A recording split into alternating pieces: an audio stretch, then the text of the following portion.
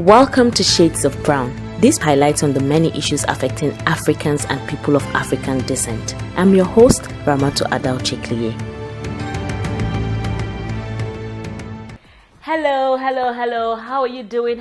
What's going on with you? Welcome to a brand new episode of the vlog. Today, I am going to rant. So let me let you know from the very get-go, right? I am going to rant. And I want to rant about present-day kids. This one I'm going to title Sparing the Koboko. Have you taken time out to notice the mannerisms and behaviors of kids today? Do you see that the methods with which kids are raised now is far different from how we were raised? And does the blatant disrespect from kids give you the chills as it does me? I'm at this point where I wish we can go back in time, if for nothing else, but for the discipline which our parents instilled in us. The other day, I noticed a trend in a neighbor's kid. This baby girl should be probably 5 years old. She has not learned to greet older people, as is the custom of most African homes. She could actually stare at another person until her mother tells her to greet. I mean, she's like, even with the prodding from her mother, she could stare at the person and blatantly refuse to greet. What is worse is that she stares at much older people eyeball to eyeball. Like, she looks at you eyeball to eyeball, leaving a sinister feeling crawling down the spine of the person. I used to think that, what gives her that power to do that, you know? What I noticed also is that as early as 6 a.m., when I was rushing out to work, or I'm rushing out to work, this little girl will get up and go out of the compound, walk the length of the street, and finally get a house to go to. What in God's name is a 5-year-old doing traipsing the streets at 6 a.m.? What are her parents doing when she's making the rounds?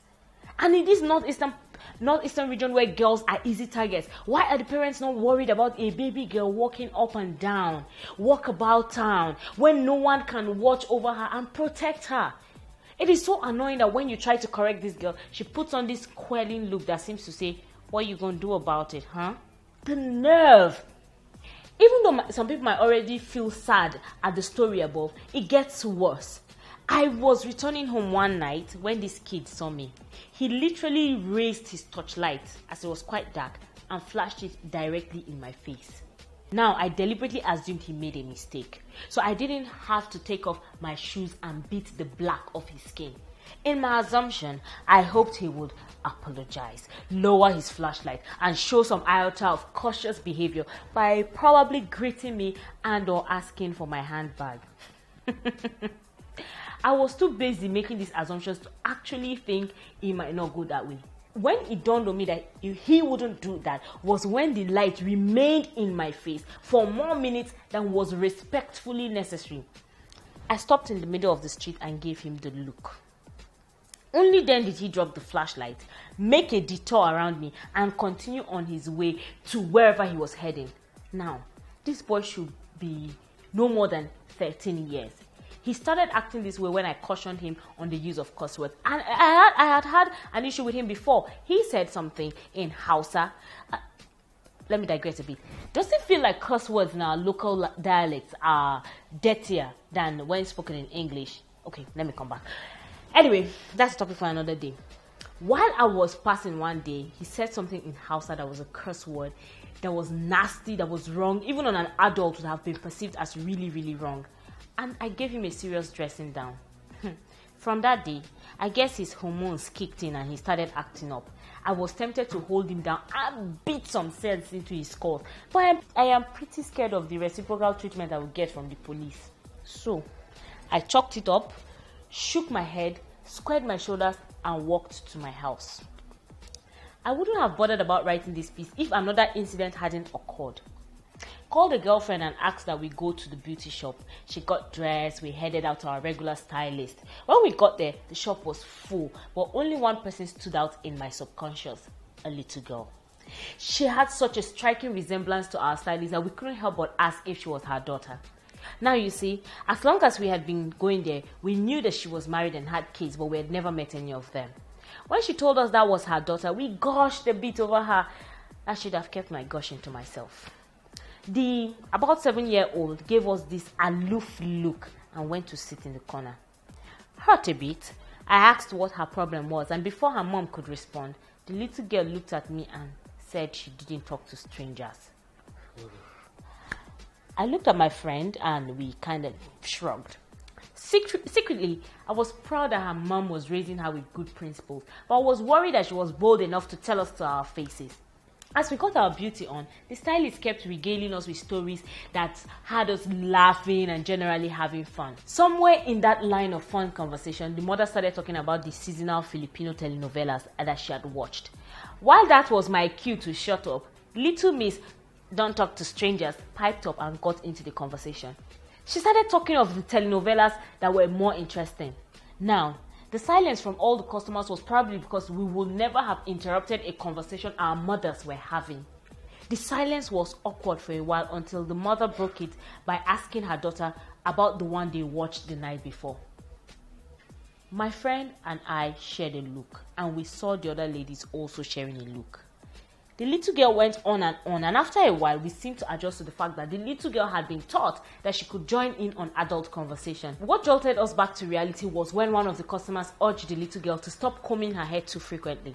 Her mom teased her about not having any hair to comb, and she flew into a rage. She told her mother, as loudly and as disrespectfully as she could, that her hair was far better than her mom's, and that her mom's hair was literally like a chicken thrown in water. She actually said it in Hausa, and I most likely can't quote her without murdering the language, but she said, chicken in water.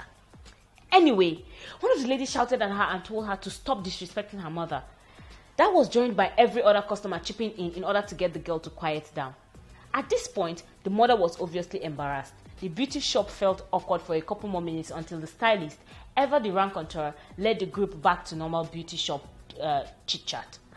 The little girl was quiet for a while, and then she piped up again and joined the adult conversation. She definitely couldn't help it. I have so many other stories from little boys saying uku when I pass them in reference to my backside, to the bravery of a pre-teenager entering my room to steal money when I had stepped out to see a friend off. In all of these examples, the main thread seems that children are unruly, disrespectful, and pretty much lacking in the morals department. When I was younger, I didn't dare go out of the house without having been sent. My parents were so disciplined and strict that you couldn't just go up and, just up and go like you owned yourself. You imagine what would have happened if I got up at 6 a.m. and started perambulating the neighborhood. Truth is, I can't even imagine it. Because what would have happened to me? No, I don't want to imagine it at all. Also, when I said I wanted to slap the tar off that thing who flashed his light at me, I must have been reacting the way my mother would. She probably would have set the boy right in less than 5 seconds. I was literally burning to do just that to the boy. Only common sense and the fear of police cell kept me from really giving it to him. I remember cutting into a conversation my mother was having with an aunt. When she stared at me, I probably died 100 times and beat a hasty retreat to my room. Whilst there, I kept fidgeting and hanging myself about what my mother would do to me when my aunt returned to her own house.